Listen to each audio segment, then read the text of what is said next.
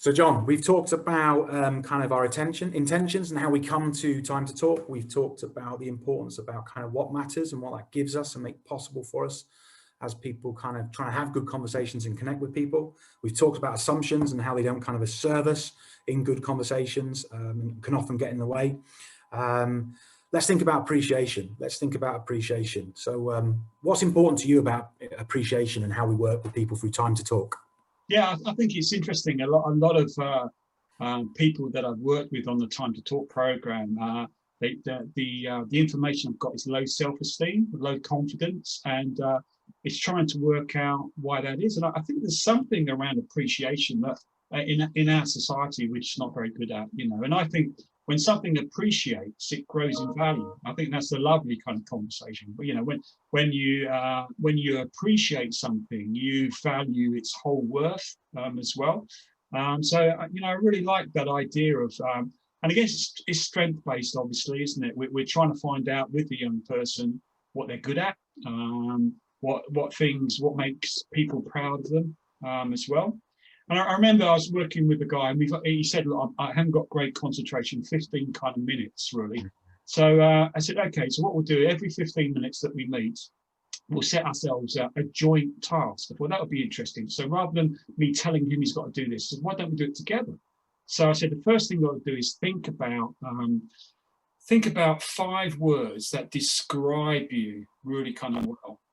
So can you think of one now? So he said, yeah, I'm really friendly. I said, well, I think I'm creative. Shall we set ourselves a task over the next week where you can come up with at least 5 words that kind of describe you in a kind of different way?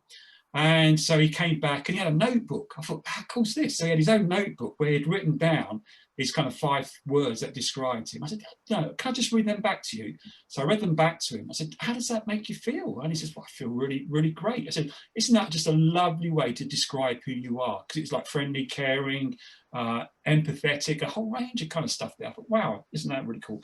So we've agreed now, because we're doing these short little sessions now, we've agreed that every time we come, we're going to start with something that we've appreciated over the last week.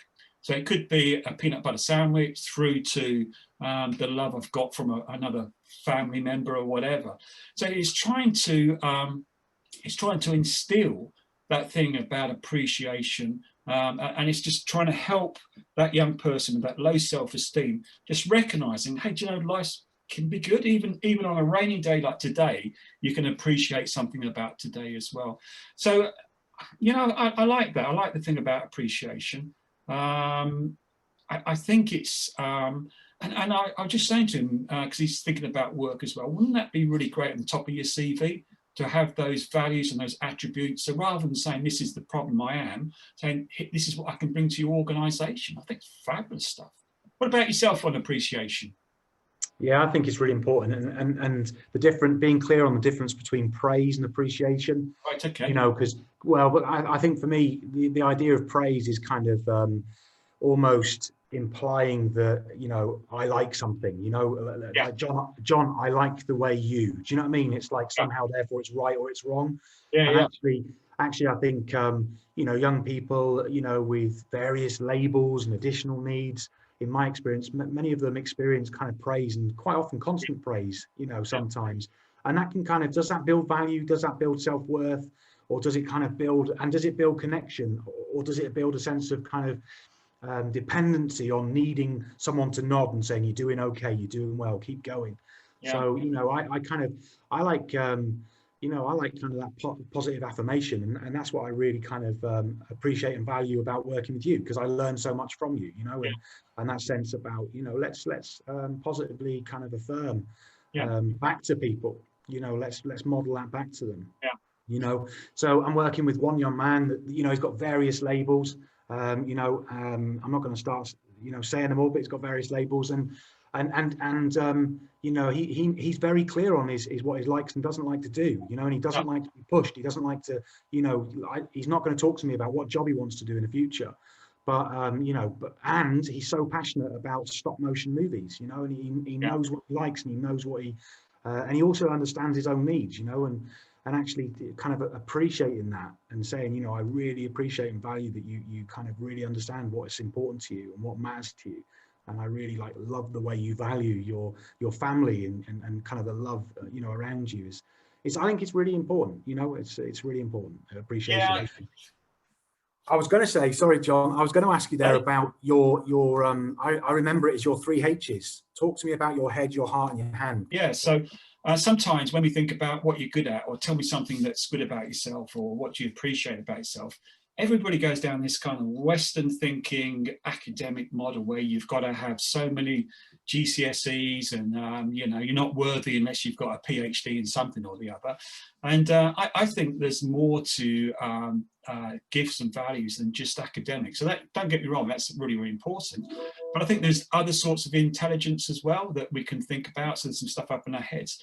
But also I think there's some values-based stuff as well. So being caring, being kind. I was talking to somebody the other day about being kind, and how do you manifest that? How do you be kind to other people? And the challenges that can bring, if you're sticking with your values. And then the other bit is with your hands, I guess, as well, so whether it's using those 2 thumbs to do those amazing things on computer games, or is it about some creativity that you have with drawing as well? So yeah, head, heart and hands really. And if you start using that as a framework, sometimes it will help people not just think about, oh, they're looking about how clever I am, so yeah. I was just thinking about appreciation, and I was for this guy that I'm working with, these 15-minute sessions. I had the conversation with him. I've had a little journal over a week, and I just wrote down 10 things that I appreciate that I take for granted. It's just really interesting. 10 things that I appreciate that I take for granted. And once you start exploring that, you think the sunshine on my face, the air that I breathe, the NHS, and some things, and then it brings into more kind of gratitude and being grateful for that stuff as well. So I think there's some links around that kind of positive psychology around appreciation and gratitude and well-being. Absolutely.